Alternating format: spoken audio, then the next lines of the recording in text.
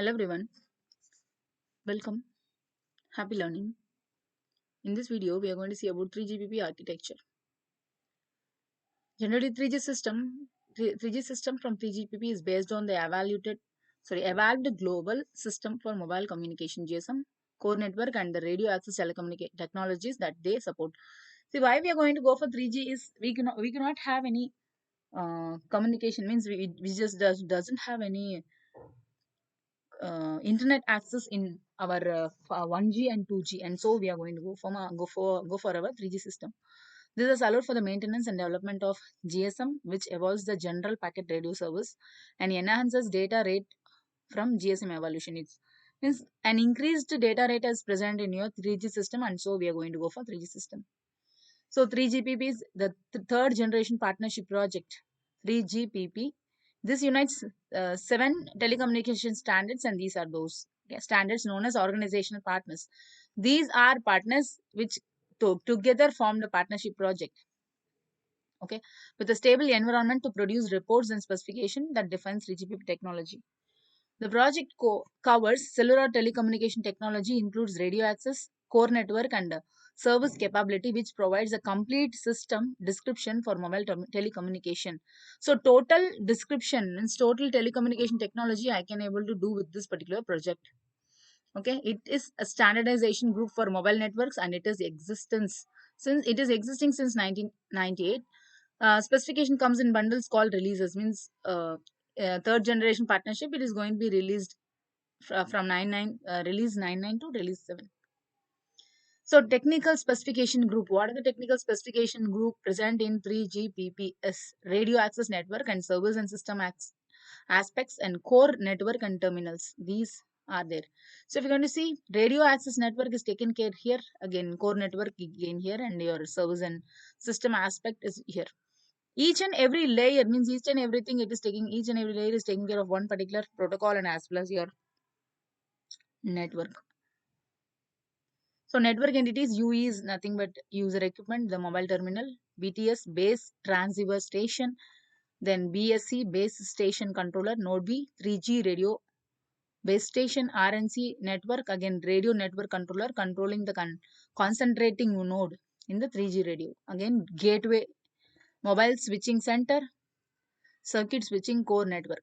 Again service gateway, GPRS port network, packet switched core network. Again, home location network, home subscription service center data. PCRF is nothing but policy and charging rule function. Yeah, control node for policy management and charging. This is nothing but if you're going to use internet, what are the chargings and what are the rules and regulations, rules, all those things. So this is the general architecture of your 3GPP. This is your UE. UE is nothing but your user equipment. That is your phone, and it is if you are going to give if you're going to send a multimedia text, or you are going to use an internet, or if you're going to send a video, what will happen? See, it is given to your base station, and from that it is given to your GGSN, and from that it is going to go to my IP internet protocol. Okay, and from that again it is given to my PGG gateway, that is GW is nothing but your gateway. From there it is going to go to my node B, and it is given again. Okay, and it is given again. See, if you want to see here, see control signal, the dotted lines are my control signal and green lines are my control path, how my communication is going from here to here, that, and again this is data traffic and data path. The red color line is taking my data path. Okay, so this is my general architecture of my 3GPP. See, overall architecture and evolved system as well as core and access network. This has already exist, and this is legacy 3GPP system. See, the access network which are not defined by 3GPP but may be used in conjunction with the evolved 3GPP, that is known as non-GPP access network. See, it is not that whatever network we are using that should present in the 3GPP. No, we can able to communicate with the networks which are not present in 3GPP also. Okay, the area of service must be understood to the multitude of IP services. So in general, they are represented in implementing by packet data networks. So communication is done through my packet data networks.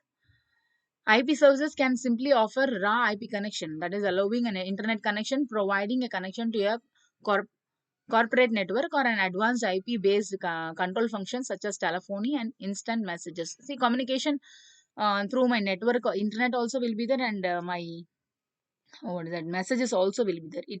It is called evalve UTRN. Evalve EUTRAN is nothing but evolved universal terrestrial radio access. So I can able to use my access, that are existing radio access network.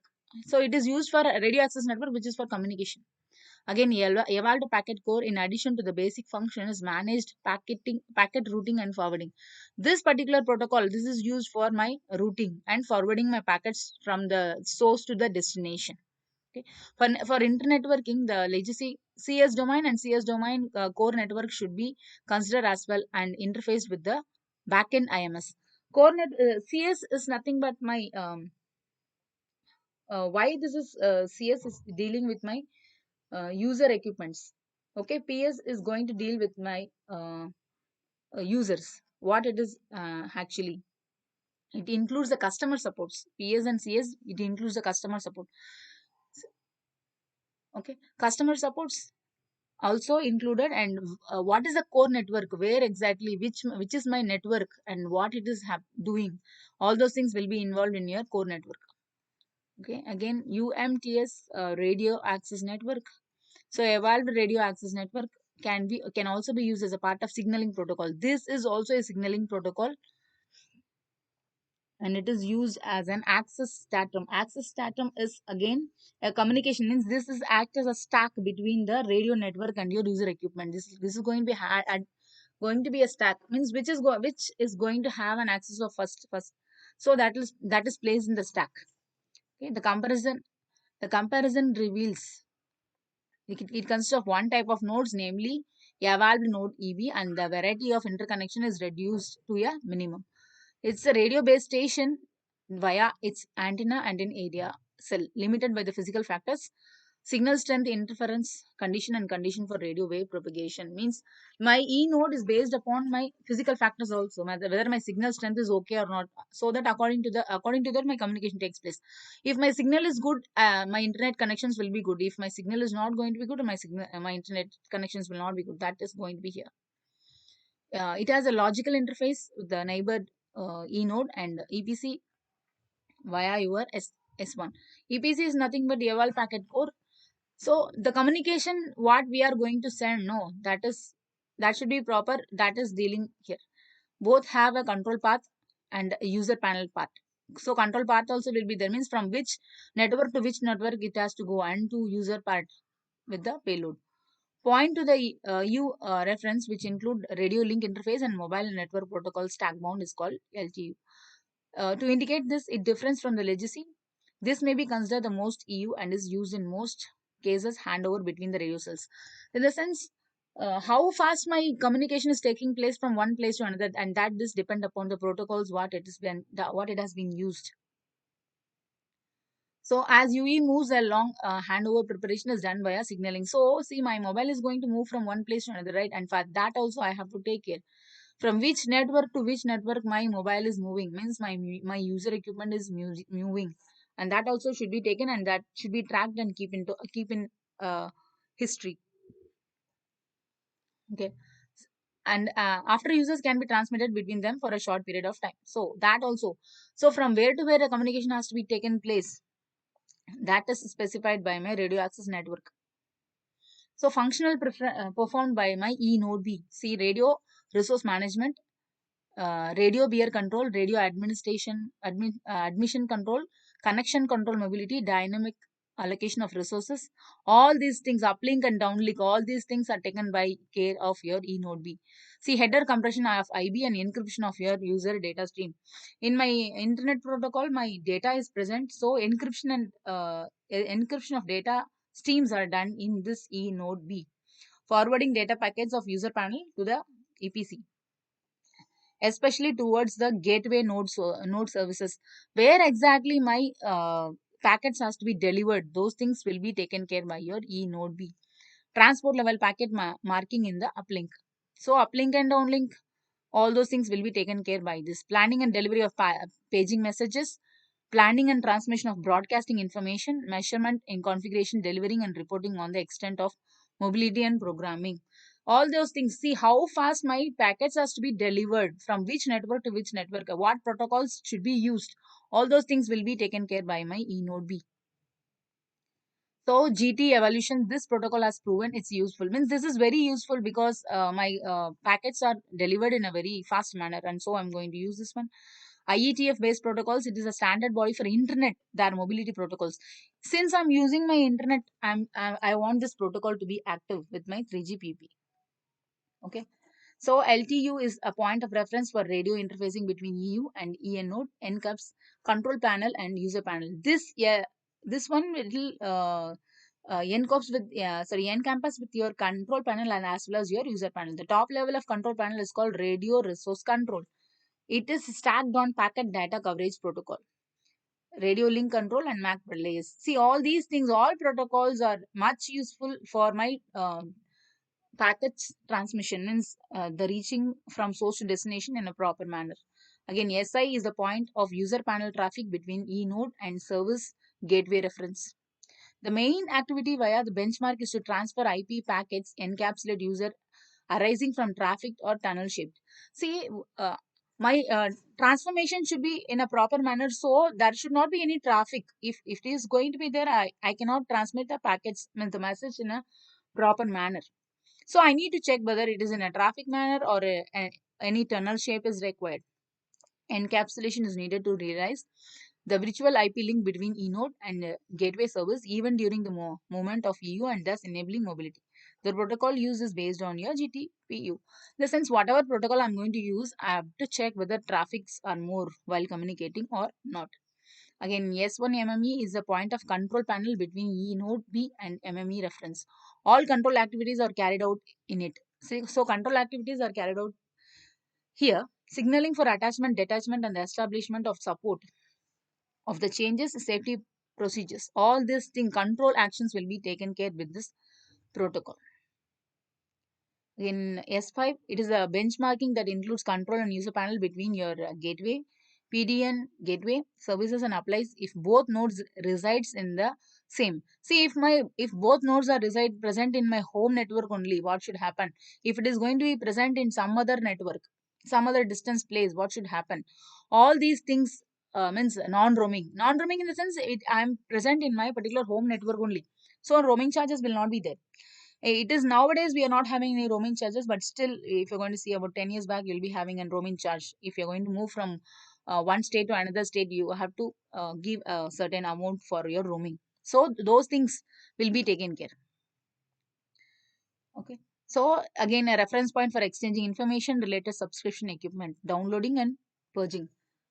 It corresponds to GRD reference point in the existing system and based on diameter protocol. GRD reference point in the sense from where to where communication takes place, whether in my uh, home network only or some other network, all those things.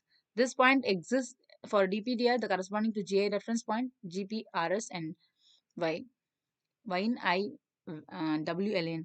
In the sense, if I'm going to be non-roaming also, my package should deliver in a proper manner from my source to destination, and those things should be taken care here by my IPv6, IPv4 and IPv6 packets forwarding. But maximum we are using IPv6 now than compared to my IPv4 because it is going to have some disadvantages and that is overcome by your IPv6.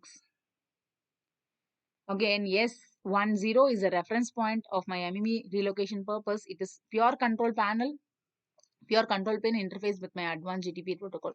All these things, these are my reference points. Why I have to have this much reference point in the sense, since we are communicating in the internet, I doesn't know from where my communication started, from which source exactly, and for which destination exactly it is going.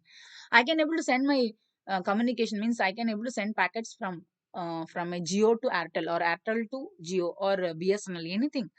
So I have to check which point it has started, and so for that I want my reference points, and so all my reference points should be there for the proper communication.